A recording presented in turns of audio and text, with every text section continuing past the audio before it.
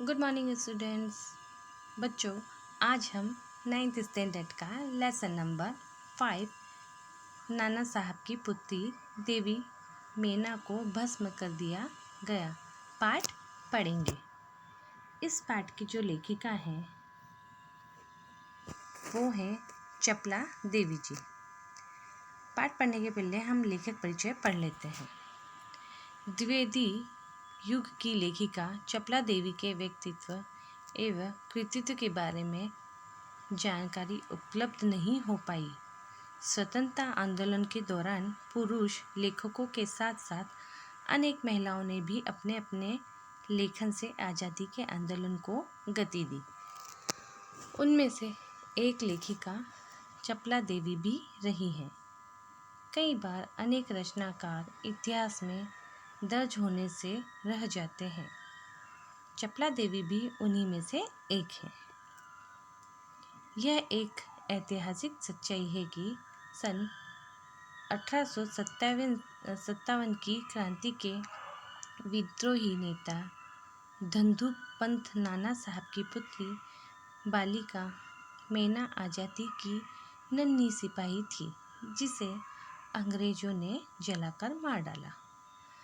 बालिका मेना के बलिदान की कहानी को चपला देवी ने इस गद्य रचना में प्रस्तुत किया है। यह गद्य रचना जिस शैली में लिखी गई है उसे हम रिपोर्ताज का प्रारंभिक रूप कह सकते हैं। भूमिका की स्वतंत्रता और उसकी रक्षा के लिए जिन्होंने अपने प्राण न्यौछावर कर दिए, उनके जीवन का उत्कर्ष हमारे लिए गौरव और सम्मान की बात है। उस गौरवशाली किंतु विस्मृत परंपरा से किशोर पीढ़ी को परिचित कराने के उद्देश्य इस रचना को हिंदू पंच के बलिदान अंग से लिया गया है। हिंदी गद्य के प्रारंभिक रूप को विद्यार्थी जान पाए, इसलिए इस गद्य रचना को मुद्रण और वर्तनी में बिना किसी परिवर्तन के अविकल प्रस्तुत करने का प्रयास किया गया है। बच्चों, ये था हमारा लेखिका परिचय। अब हम पाठ पढ़ना शुरू करते हैं। सन 1857 ईस्वी के विद्रोही नेता धंधु पंत नाना साहब कानपुर में असफल होने पर जब भागने लगे तो वे जल्दी में अपनी पुत्री मेना को साथ ले जा ना सके। देवी मेना बिठूर में पिता के महल में रहती थी, पर विद्रोह दमन करने के बाद अंग्रेजों ने बड़ी ही क्रूरता से उस निरही और निरपराध देवी को अग्नि में भस्म कर दिया। उसका रोमांचकारी वर्णन पाषाण हृदय को भी एक बार द्रवीभूत कर देता है। कानपुर में भीषण हत्याकांड करने के बाद अंग्रेजों का सैनिक दल बिठूर की ओर गया। बिठूर में नाना साहब का राजमहल लूट लिया गया, पर उसमें बहुत थोड़ी संपत्ति अंग्रेजों के हाथ लगी। इसके बाद अंग्रेजों ने तोप के गोलों से नाना साहब का महल भस्म कर देने का निश्चय किया। सैनिक दल ने जब वहां तोपें लगाई, उस समय महल के बरामदे में एक अत्यंत सुंदरी बालिका आकर खड़ी हो गई। उसे देखकर अंग्रेज सेनापति को बड़ा आश्चर्य हुआ, क्योंकि महल लूटने के समय वह बालिका वहां कहीं दिखाई न दी थी। उस बालिका ने बरामदे में खड़ी होकर अंग्रेज सेनापति को गोले बरसाने से मना कर किया।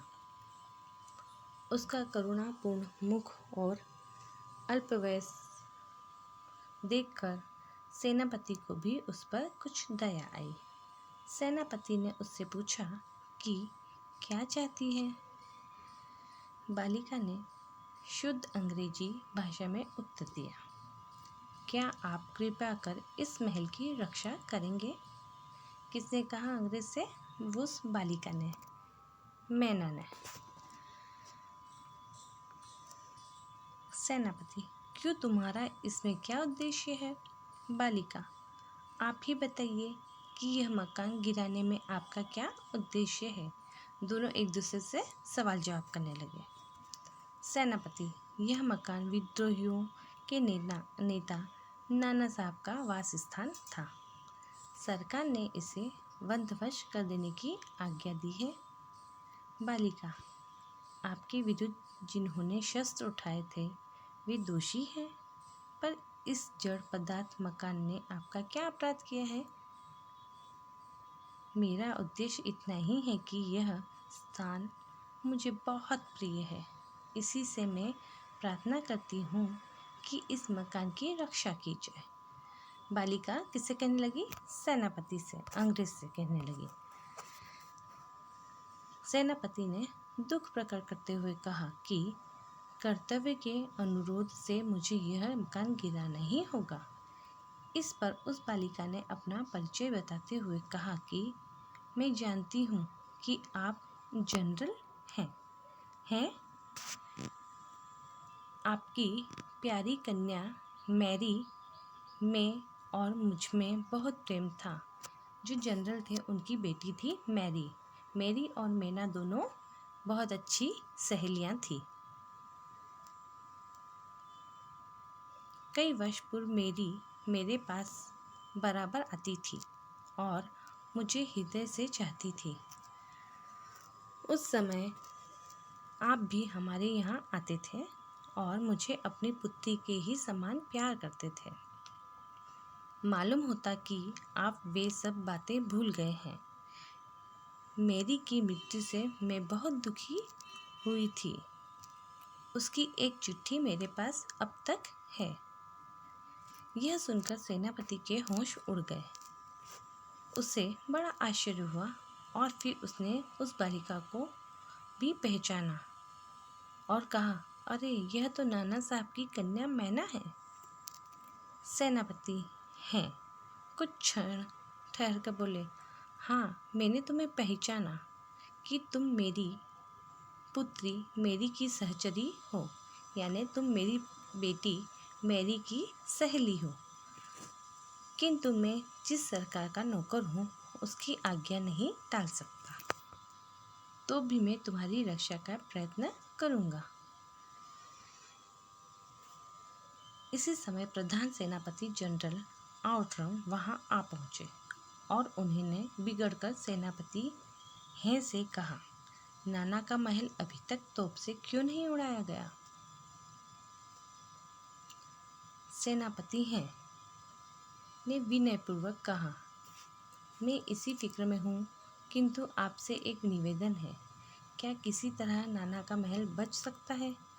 आउटरम, गवर्नर जनरल की आज्ञा के बिना यह संभव नहीं है। नाना साहब पर अंग्रेजों का क्रोध बहुत अधिक है। नाना के वंश या महल पर दया दिखाना असंभव है। सेनापति है, तो लॉर्ड कैनिंग गवर्नर जनरल को इस विषय का एक तार देना चाहिए। आउटरम, आखिर आप ऐसा क्यों चाहते हैं। आउटरम ने सेनापति से पूछा। हम यह महल विध्वंस किए बिना और नाना की लड़की को गिरफ्तार किए बिना नहीं छोड़ सकते। सेनापति हैं मन में दुखी होकर वहाँ से चला गया।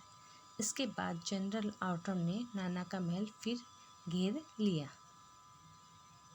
महल का फाटक तोड़कर अंग्रेज सिपाही भीतर घुस गए और मैना को खोजने लगे, किंतु आश्चर्य है कि सारे महल का कोना कोना खोज डाला पर मैना का पता नहीं लगा।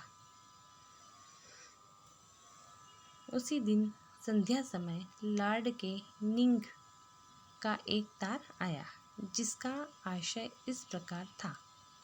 लंदन के मंत्रिमंडल का यह मत है कि नाना की स्मृति चिन्ह तक मिटा दिया जाए, इसलिए वहाँ की आज्ञा के विरुद्ध कुछ नहीं हो सकता। उसी क्षण क्रूर जनरल आउटरम की आज्ञा से नाना साहब के सुविशाल राज मंदिर को पर तोप के गोले बरसने लगे। घंटे भर में वह महल मिट्टी में मिला दिया गया। उस समय लंदन के सुप्रसिद्ध टाइम्स पत्र में 6 सितंबर को यह एक लेख में लिखा गया।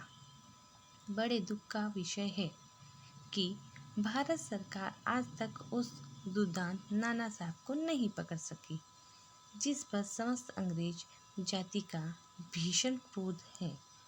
जब तक हम लोगों के शरीर में रक्त रहेगा तब तक कानपुर में अंग्रेजों के हत्याकांड का बदला लेना हम लोग न भूलेंगे।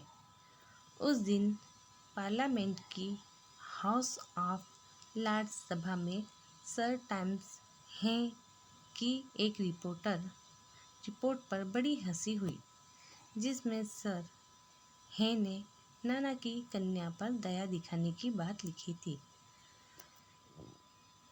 है के लिए निश्चय ही यह कलंक की बात है। जिस नाना ने अंग्रेज नर नारियों का संहार किया, उसकी कन्या के लिए क्षमा। अपना सारा जीवन युद्ध में बिताकर अंत में वृद्धावस्था में सर टाइम्स हैं एक मामूली महाराष्ट्र बालिका के सौंदर्य पर मोहित होकर अपना कर्तव्य भी भूल गए।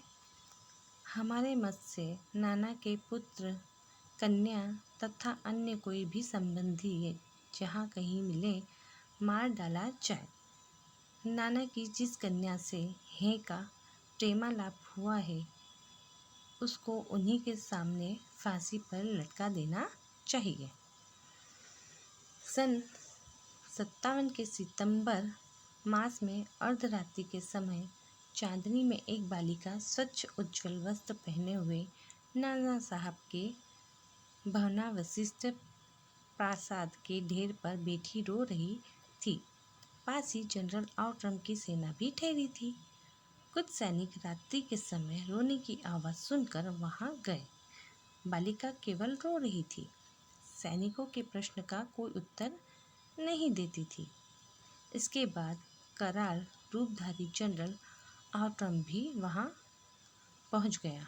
वह उसे तुरंत पहचान कर बोला, ओह, यह नाना की लड़की मैना है।